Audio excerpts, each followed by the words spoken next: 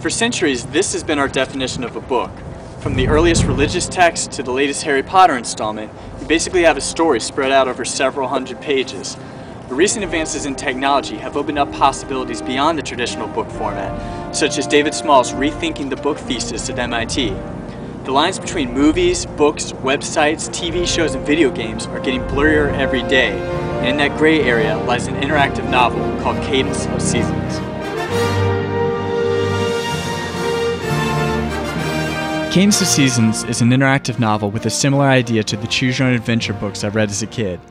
In these stories, there were certain points in the plot where it came to a critical decision, and the reader had a choice of where the story went by turning to one of 2 or 3 pages. This is the story of a cardinal named Lyndon who starts off his adventure learning how to fly for the first time. He eventually discovers Aria, an enormous sacred treehouse village in the middle of the forest, where he learns about an impending war with the other forest creatures who believe this sacred tree belongs to them. The story opens up immediately with a choice. You can click on Lyndon's Island to begin the first scene, or click around the forest to uncover the background stories behind his world. In the case of the mountains, you read about an ancient bird whose map of the mountain caves has been missing for ages. Way later on in the story, that map is hidden in the background of an illustration somewhere, and if you click on it, you'll explore a whole new subplot. Sometimes there's secrets in the illustrations, with everything from detailed background stories for the characters to seemingly trivial information like what's the story behind Lyndon's mother's scarf.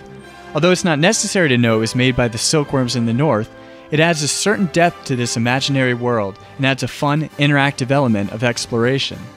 Chapter 1 sets the groundwork and includes many choices, dead ends, and secrets. In Chapter 2, you'll have to make a decision to stay home or fly south for the winter, leading to 2 completely different storylines. In the finale of Chapter 3, war takes over the forest, and strategy elements will mix in with, of course, epic fight scenes.